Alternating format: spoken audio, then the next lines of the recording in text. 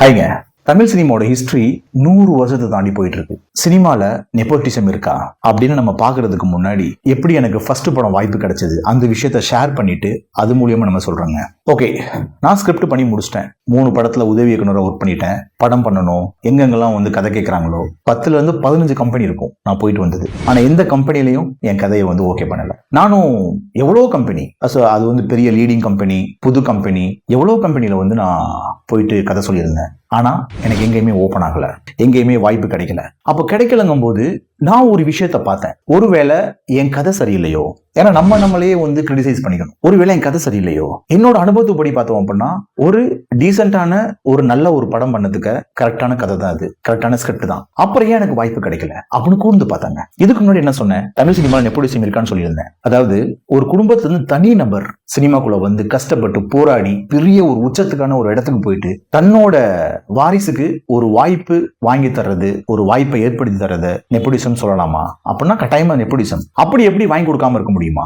ஆனா எவ்வளவு பெரிய உச்சத்துல இருந்தாலும் தன்னோட வாரிசுக்கு அந்த நடிகரோ இல்ல டைரக்டரோ ஒரே ஒரு வாய்ப்பை மட்டும் தான் வாங்கி கொடுக்க முடியும். அந்த ஒரு வாய்ப்புல அந்த நபர் தன்னை நிறுத்திக்கிட்டா மட்டும்தான் உண்டு. ஒருவேளை அந்த வாய்ப்பை அவர் தவற விட்டாருன்னா அவரால் வந்து தமிழ் சினிமான்னு கிடையாது, சினிமால திருப்பி கஷ்டப்பட்டு போராண்டுதான் வரணும். அதுக்கு எவ்வளவு பேர் உதாரணம் இருக்காங்க. ஆனா இன்னைக்கு உச்சத்துல இருக்கவங்களோட நம்ம ஹிஸ்டரி எடுத்து பார்த்தோம் அப்படின்னா எந்த ஒரு பின்புலமே இல்லாம இருப்பாங்க. எவ்வளவு பேர் நீங்க பாத்தீங்கன்னா நம்ம லிஸ்டாவே சொல்லலாம். ஏன் தமிழ் சினிமால வந்து ஒரு முக்கியமான இடத்துல உள்ள நடிகர்கள், இயக்குனர்கள் எந்த ஒரு பின்புலமே இருக்காது. அப்ப நாங்க தான் கவனிச்சேன், பின்புலமே இல்லாம வந்து அவ்வளவு போராடி கஷ்டப்பட்டு ஒரு இடத்துக்கு வந்திருக்காங்களே, அப்ப நம்மளும் அந்த நிலைமையில தானே இருக்கும். நம்மளுக்கு மட்டும் ஏன் வாய்ப்பு கிடைக்கல அப்படின்னு. நெப்போட்டிசம்னால நம்மளுக்கு கிடைக்கலையா? அது கிடையவே கிடையாதுங்க. நெப்போட்டிசம்னால ஒருத்தனோட வாய்ப்பை வந்து தட்டி பறிக்கவே முடியாது. அப்போ எதனால கிடைக்கல? அங்கதான் ஒரு விஷயம் கூர்ந்து கவனிச்சேன். சர்க்கிள் ரொம்ப முக்கியங்க. சினிமால சர்க்கிள் இல்லைன்னா வாய்ப்பு அவ்வளவு சீக்கிரம் கிடைக்காது. 1% கூட வாய்ப்பு கிடைக்காது. ஏன்னா இப்ப பார்த்தோம்னா நீங்க வந்து ஹீரோவாக ட்ரை பண்ணலாம், ஹீரோயினாக ட்ரை பண்ணலாம், இல்ல அப்படின்னா டைரக்டராக ட்ரை பண்ணலாம். எவ்வளவோ கம்பெனிக்கு நீங்க இன்னைக்கு போயிருப்பீங்க, நாளைக்கு போயிருப்பீங்க, கண்டினியூவா நீ ஒரு 6 மாசம் கழிச்சு வா, நான் உன்னை வந்து அந்த இடத்துல உட்கார வைக்கிறேன் அப்படின்னு உங்களுக்கு ப்ராமிஸ் கூட பண்ணிருப்பாங்க. ஆனா 6 மாசம் கழிச்சு பார்த்தோம் அப்படின்னா நீங்க உட்கார்ந்த இடத்துல நீங்க போக வேண்டிய இடத்துக்கு இன்னொருத்தன் உட்காந்துருப்பான். அப்போ அதுல நெப்போட்டிசம் இருக்கா அப்படின்னு பாத்தீங்கன்னா அது நெப்போட்டிசம் இருக்காது. அங்கதான் நீங்க கூர்ந்து கவனிக்கணும். சர்க்கிள். திடீர்னு ஒருத்தர் இண்டஸ்ட்ரியில வருவான், பெருசா படம் பண்ணுவான், பெரிய ஹிட் அடிப்பான், பெரிய ஹிட் எடுத்து வச்சு ஒரு உச்சத்துல போய் ஒரு இடத்துல போய் உட்காருவாங்க. அப்போ அதே கம்பெனில நம்மளும் ட்ரை பண்ணியிருக்கோம், நம்மளுக்கு வாய்ப்பு கிடைக்கல, அவனுக்கு எப்படி வாய்ப்பு கிடைச்சது அப்படின்னு பார்த்தோம்னா அந்த வாய்ப்பு கொடுத்தவர் இருக்கான் பாத்தீங்களா, அந்த வாய்ப்பு கொடுத்தவன் வந்து அந்த வாய்ப்பு வாங்கினவனோட அண்ணனோ தம்பியோ மாமனோ மச்சானோ ரத்த பந்தமா இருக்காது. அவன் அந்த சர்க்கிள்குள்ள இருப்பான். அந்த சர்க்கிள் எப்படி உருவாகுதுன்னா சினிமால அது வந்து ஒரே நாள்ல உருவாகிறது. It's a process.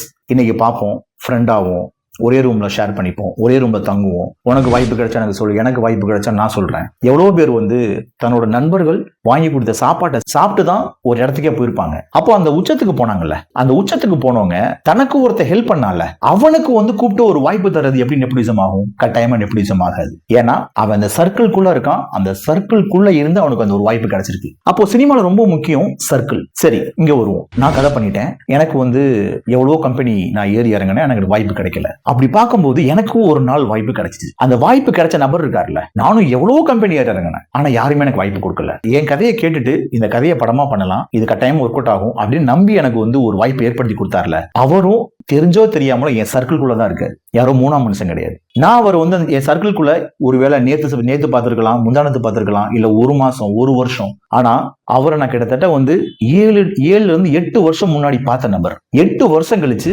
எனக்கு ஒரு வாய்ப்பை ஏற்படுத்தி கொடுக்குறாரு. அப்ப இதுல இருந்து என்ன தெரியுதுன்னா சினிமால வந்து என்னதான் நெப்போட்டிசம் இருந்தாலும், என்னதான் வாய்ப்பே கிடையாதுன்னு நம்மளை வந்து ஒதுக்கி தள்ளுனாலும் கட்டாயமா நம்ம வாய்ப்பு ஏற்படுத்திக்கிறது நம்ம கையில மட்டும்தான் இருக்கு. இது ரொம்ப ஹெல்ப் பண்றதுன்னா சர்க்கிள்.